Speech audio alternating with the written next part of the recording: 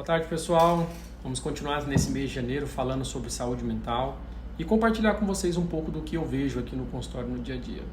Com certeza, as 3 patologias mais comuns que alteram a saúde mental é o transtorno de ansiedade, as consequências crônicas do estresse e o transtorno depressivo.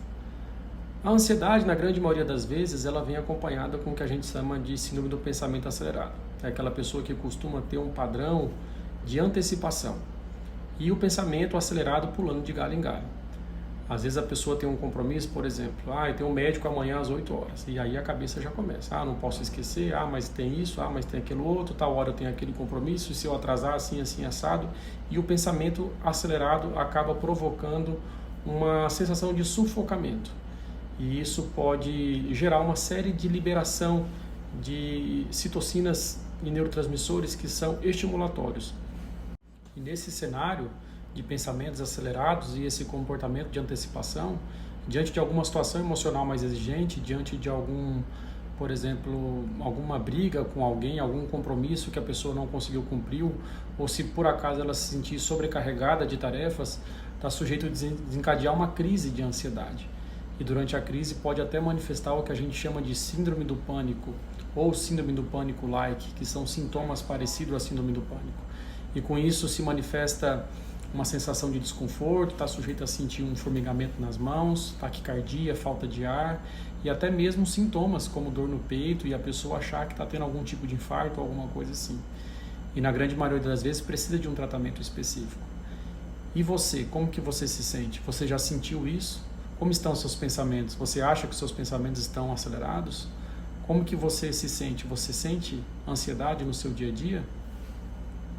E diante desse cenário de ansiedade, é comum ter alterações bioquímicas a nível do sistema nervoso central, principalmente reduções na concentração de um neurotransmissor chamado de GABA, que é o ácido gama-aminobutírico. É um neurotransmissor que traz uma sensação de calma, que induz o sono, que traz uma sensação de centramento, de relaxamento, e também pode ter diminuições de um neurotransmissor que é a serotonina, responsável por uma sensação de bem-estar, de autoestima, de alegria, de autoconfiança. E com isso podemos fazer uma modulação desses neurotransmissores. Por exemplo, práticas como yoga, meditação, mindfulness, contato com a natureza, por exemplo, contato com água, mar, rio, cachoeira, piscina, contato com plantas, práticas de jardinagem, de você poder mexer e manipular com a terra, tudo isso libera o GABA e acaba auxiliando no controle dos sintomas de ansiedade. Além disso, para a melhora dos sintomas da ansiedade, é importante fazer uma gestão dos pensamentos. A pessoa tomar consciência do que está acontecendo e começar, aos poucos, silenciar os pensamentos e pensar uma coisa de cada vez. É muito comum o cenário de ansiedade se manifestar onde acontece alguma coisa, por exemplo, algum comportamento de fuga. A pessoa tem um compromisso de estudo, de trabalho e acaba fugindo daquele compromisso com diversão, com jogos, com televisão, com conteúdo digital, e o excesso de conteúdo digital, ele estimula um hiperestímulo que acaba desencadeando mais ansiedade. Então, se você se sentir ansioso, é importante você parar e pensar, quanto eu estou consumindo conteúdo digital? Será que eu estou entrando em contato com coisas que vão realmente acrescentar algo para a minha vida? Será que eu estou entrando em contato com coisas positivas que vão trazer algo de bom para mim?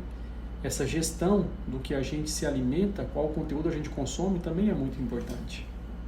E uma coisa muito interessante é que na grande maioria das vezes o transtorno de ansiedade ele acaba sendo acompanhado por um comportamento compulsivo alimentar, onde a pessoa acaba tendo um desejo excessivo por doces e por carboidratos, porque esse tipo de alimento ele acaba liberando uma grande quantidade de serotonina que acaba gerando uma sensação de prazer. Então, na grande maioria das vezes, a pessoa ansiosa acaba evoluindo com ganho de peso, acaba evoluindo com consequências crônicas desse erro alimentar, como disbiose, alteração da flora bacteriana intestinal, e com alterações metabólicas, como resistência à insulina, que isso acaba provocando uma inflamação no organismo como um todo. E quando falamos do tratamento do transtorno de ansiedade, envolve tudo isso, uma mudança do estilo de vida, uma mudança do comportamento alimentar, a prática de atividade física, que é extremamente importante, e também uma gestão desses pensamentos, além do tratamento medicamentoso. E uma peça fundamental do tratamento não medicamentoso é a psicoterapia, é o acompanhamento com um psicólogo, com um terapeuta, aonde será abordado questões do histórico emocional desse paciente. Examinar se existe algum tipo de sentimento mal resolvido, algum trauma, alguma situação estressante que a pessoa esteja passando que precise ser trabalhado e ressignificado. Às vezes, uma mesma situação, olhando de um outro ângulo, pode fazer com que a pessoa consiga virar uma chave interna e faça um gerenciamento melhor daqueles sentimentos que ela está sentindo. O tratamento medicamentoso, seja ele com suplementação, fitonutrientes, nutracêuticos ou com fármacos, ele auxilia na gestão desses neurotransmissores, consegue trazer um conforto aonde a pessoa é capaz de trabalhar esses sentimentos mal resolvidos e ressignificar aquilo que ela está passando. Então, é muito importante observarmos. E uma coisa muito interessante é que na grande maioria das vezes o transtorno de ansiedade ele acaba sendo acompanhado por um comportamento compulsivo alimentar, onde a pessoa acaba tendo um desejo excessivo por doces e por carboidratos, porque esse tipo de alimento ele acaba liberando uma grande quantidade de serotonina que acaba gerando uma sensação de prazer. Então, na grande maioria das vezes, a pessoa ansiosa acaba evoluindo com ganho de peso, acaba evoluindo com consequências crônicas desse erro alimentar, como disbiose, alteração da flora bacteriana intestinal, e com alterações metabólicas, como resistência à insulina, que isso acaba provocando uma inflamação no organismo como um todo. E quando falamos do tratamento do transtorno de ansiedade, envolve tudo isso, uma mudança do estilo de vida, uma mudança do comportamento alimentar, a prática de atividade física, que é extremamente importante, e também uma gestão desses pensamentos, além do tratamento medicamentoso. Então, você que sofre de ansiedade, eu te pergunto, o que você tem feito para melhorar esse tipo de sentimento que você tem? Você tem cuidado da sua saúde mental? Você tem entrado em contato com a natureza? Você tem entrado em contato consigo mesmo? Você tem feito meditação? Você tem parado um momento para silenciar os seus pensamentos? Você tem feito atividade física? Como está a sua alimentação?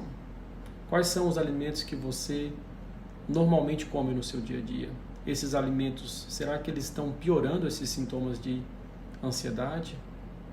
Será que existe algum tipo de sentimento que você precisa trabalhar? Será que existe alguma coisa na sua vida que precisa ser ajustada? Será que você precisa de algum tratamento? Se você tem preconceito com algum tipo de remédio, uma argumentação de criar dependência, será que existem recursos para o seu tratamento? Procure um médico.